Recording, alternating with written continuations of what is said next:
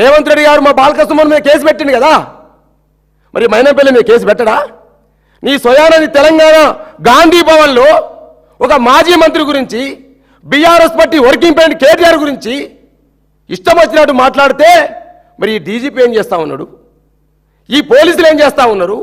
అరే తురే ఏకవచనంతో నీ లెక్క ఒక్కసారి గెలిచి ఓడిపోయినవాడు కాదు మా కేటీఆర్ గారు, 5 సార్లు వరుసగా గెలిచినటువంటి నాయకుడు కేటీఆర్.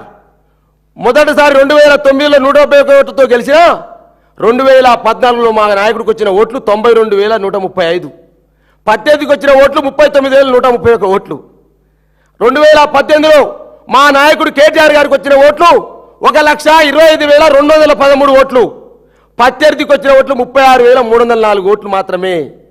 ఆ రోజు 2014లో 53,004 ఓట్లతో గెలిచిండు రెండవసారి, 2018లో 89,009 ఓట్లతో గెలిచిండు.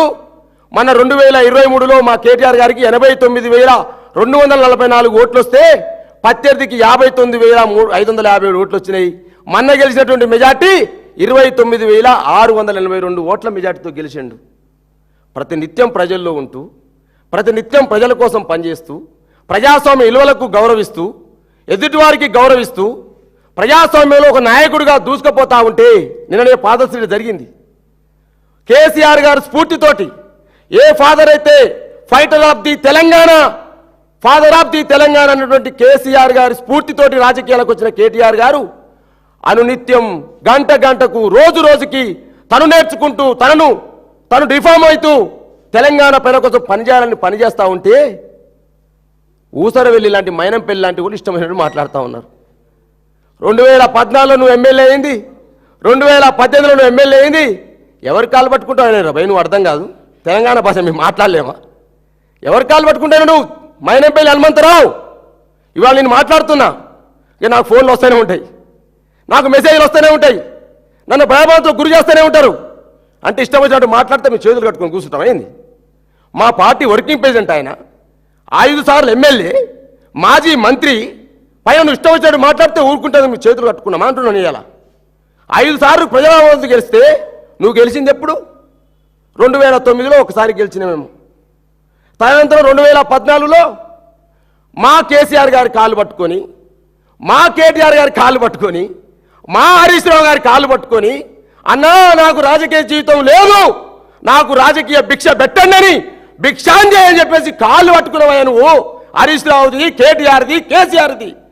పోనీరా, ఇటువంటి నీతి మాలిన కుక్కలు అనేక మంది చంద్రబాబు నాయుడు సంఘంలో చేరినాయి, ఏదైనా బుద్ధి మార్చుకొని తెలంగాణ కోసం పనిచేస్తామని వస్తానంటే మా కేటీఆర్ గారు, కేసీఆర్ గారు పెద్ద మనసుతో, హరీష్ రావు గారు పెద్ద మనసుతో నిన్ను ఆహ్వానిస్తే ఇవాళ 49,000 ఓట్లతో ఓడిపోయిన నువ్వు 49,530 ఓట్లతో ఒక్క గుద్దుడు గుద్దితే మల్కాజిగిరిలో ఓడిపోయిన నువ్వు మతి భ్రమించి పిచ్చి లేసి పిచ్చిగా మాట్లాడుతూ ఉన్నావు.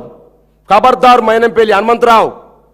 రేవంత్ రెడ్డి గారు సూచన చేస్తా ఉన్నా, పిచ్చి ఆసుపత్రిలో చేర్పించి వీళ్ళందరినీ కూడా, మైనంపల్లి హనుమంతరావుని, అద్దంకి దయాకర్ని, ఆది శ్రీనివాసును, బీర్ల ఐలయ్యను, బల్మూరు వెంకటను, మేడిపల్లి సత్యాన్ని, మెట్టు సాయి కుమార్ని, ఏముల వీరేశాన్ని దయచేసి తొందరగా వీళ్ళని పట్టాలే, పిచ్చి ఆసుపత్రి ఎర్రగడ్డ ఆసుపత్రిలో చేర్పించాలని చెప్పి రేవంత్ రెడ్డి డిమాండ్ చేస్తా ఉన్నా.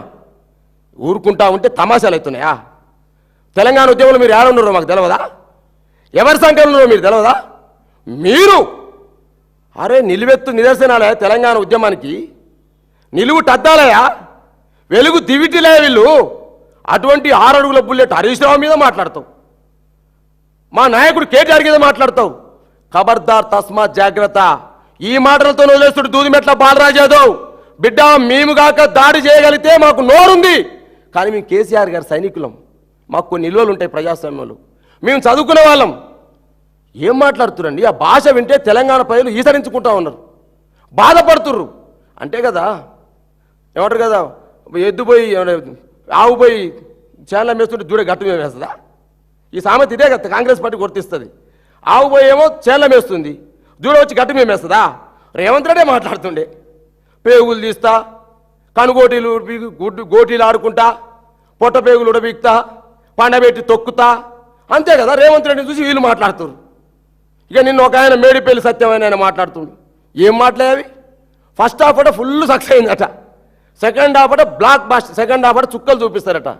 చూపిస్తారు, సంతోషం, మీరు చుక్కలు బాగా చూపిస్తారు జనాలకు. రైతాంగాన్ని ఊరియా కోసం నిలబెట్టి రైతాంగాన్ని చుక్కలు చూపిస్తారు. రైతు బంధు వేయకుండా రైతులకు చుక్కలు చూపిస్తారు. ముసలోళ్ళకు పింఛను పెంచకుండా చుక్కలు చూపిస్తుర్రు. మహిళలకు 2500 లేకుండా చుక్కలు చూపిస్తుర్రు. ఇక ఫస్ట్ హాఫ్ అంతా అయిపోయిందట, ఇక సెకండ్ హాఫ్ బ్లాక్ బాస్టరు మొత్తం చుక్కలు చూసురని మాట్లాడుతున్నారు మేడిపల్లి సత్యం గారు. ఇక అద్దంకి దయాకర్ మరి ఆయన తెలంగాణ ఉద్యమం నుండి మాట్లాడుతూ ఉన్నాడు. ఆయన మాటలకు అద్దు లేదు, అదుపు లేదు. ఇవాళ ఆది శ్రీనివాస్ మాటలకు ఆయన ఏం మాట్లాడుతూ అర్థం కాదు. వీళ్ళందరి జాతకాలని మన బయటపడ్డాయి. ఇది ఒకటి సర్వే వచ్చింది, అందరూ ఓడిపోతారని చెప్పేసి ఉన్నది. మరి ఓడిపోతాం అనేటువంటి ఆ సర్వే నివేదికలు చూసి మైండ్ బ్లాక్ అయిపోయినట్టుంది. పిచ్చి లేసి పిచ్చిగా మాట్లాడుతూ ఉన్నారు. ఇలా నేను ఇంకొక ఆయన ఏం మాట్లాడుతుండు, కవిత మీతో ఉందని మాట్లాడుతూ ఉన్నాడు. మేనకా గాంధీ మీతో ఉందా? నేను అడుగుతాను. ఇవాళ నేను దూది మెట్ల బాలయ్య మేము డిమాండ్ చేస్తా ఉన్నా. మేనకా గాంధీ మీ ఇంట్లో ఉంది, మీ కడుపున పుట్టిందే ఇందిరాగాంధీ కడుపున పుట్టిన వాళ్ళే మీ వరుణ్ గాంధీ, సంజయ్ గాంధీ భార్య మేనకా గాంధీ. మేనకా గాంధీ ఇలా బీజేపీలో ఉందా, కాంగ్రెస్ పార్టీలో ఉందో ఒక్కసారి కాంగ్రెస్ పార్టీ నాయకులు తెలుసుకోవాలి. ఏం మాట్లాడుతున్నారు భయ్? సోయి లేకుండా స్వర్గం లేకుండా ఏది బట్టి మాట్లాడుతున్నారు.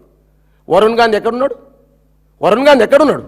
ఒక్కసారి చరిత్ర చదువుకొని ఒక్కసారి అవలోకనం చేసుకోండి. ఏది పడితే అది మాట్లాడితే చరిత్ర చిట్టా ఇప్తాం అనుకుంటారు. కేసీఆర్ గారి యొక్క అమ్ముల పొదిలో, కేటీఆర్ గారి అమ్ముల పొదిలో, హరీష్ రావు గారు అమ్మడి పొదిలో అనేక మంది తెలంగాణ ఉద్యమ సింహాలు సైనికులు ఉన్నారు. ఒక్కసారి చిట్టా ఇప్పినామంటే తుక్కు రేగుద్దాం అనుకుంటారు. అరే ప్రతిసారి ఏది పడుతుంది ఇష్టం వచ్చినట్టు అరే కుక్కలు మడి మోడుతారు అండి ఒక నాయకుల మీద. అనొద్దు, నాకు బాధ అనిపిస్తుంది. డాక్టరేట్ నేను చదువుకున్నాను, తెలంగాణ ఉద్యమంలో అనొద్దు, నాకు అనిపిస్తుంది వాస్తవంగా. కానీ మా నాయకుడు అంటే ఎట్లా ఊకుంటాం? మా కేటీఆర్ గారు అంటే ఎట్లా ఊకుంటామండి? ఏమడిగిండు? అభివృద్ధి మీద చర్చకు రమ్మని చెప్పేసి అన్నాడు. డెవలప్మెంట్ ఏం చేసినావు మల్కాగిరిలో చెప్పినాడు. తెలంగాణ ప్రజలు ఏ ఇబ్బంది పడుతురో ఇలా అడుగుతున్నాము. ఇవన్నీ అడిగింది ఎవరు అడిగారు? హరీష్ రావు గారు ఏమడిగారండి? రైతు బంధు ఇస్తలేవు, నువ్వు రుణమాఫీ చేయట్లేవని అడిగిండు. ఇది రైతాంగ సమస్య కాదా? ఇది రైతులు పడుతున్న ఇబ్బంది కాదా? దానికి పోయి ఎమ్మెల్యే క్యాంప్ ఆఫీస్ మీద తయారు చేస్తావు. అరే ఖమ్మం జిల్లాలో 3 మంత్రులు సన్నాసులు దద్దమల్లకు ఉన్నారు. ఒక ఆయన బట్టి విక్రమార్క, ఒక ఆయన పొంగులేటి శ్రీనివాసరెడ్డి, ఒక తుమ్మల నాగేశ్వరరావు, 3 మంత్రులు ఉన్నారు. వరదలు వచ్చినాయి, ప్రజలు ఇబ్బంది పడుతున్నారు, వెలుగుమట్లలో గుడిసెలు కూలగొడుతున్నారని చెప్పేసి మా హరీష్ రావు గారు అడిగితే అక్కడ రాళ్ళ దాడి చేస్తారు. గజ్వేల్లో సీఎం, మాజీ సీఎం అండి, గజ్వేల్ ఎమ్మెల్యే మా యొక్క కేసీఆర్ గారి క్యాంపు కార్యాలయం మీద దాడి చేస్తారు. అన్నమో రామచంద్ర అంటున్నారు. 60 గజాల్లో, 30 గజాల్లో, 100 గజాల్లో అనేక మంది పేద ప్రజలు 60 ఏళ్ళుగా 70 ఏళ్ళుగా గుడిసెలేసుకొని పేద ప్రజలు హైదరాబాద్లో అనేక రకాల బస్తీలలో బతుకుతున్నారు. ఆ బస్తీలలో ఉన్నటువంటి గుడిసెల మీద ఎందుకురా మీ పెత్తనం? ఆ గుడిసెలు ఎందుకు కూలగొడతారని చెప్పేసి ముషిరాబాద్ మా నాయకుడు, మా పార్టీ వరకు పెట్టి కేటీఆర్ పోతే అక్కడ దాడి చేస్తారు. దాడులేనా నీ సంస్కృతి? ఇష్టం వచ్చినట్టు మాట్లాడమేనా నీ సంస్కృతి? ఏది పడితే అది మాట్లాడమేనా నీ సంస్కృతి? ఇవాళ ఏమనుకుంటారు మీరు అసలు? ఇవాళ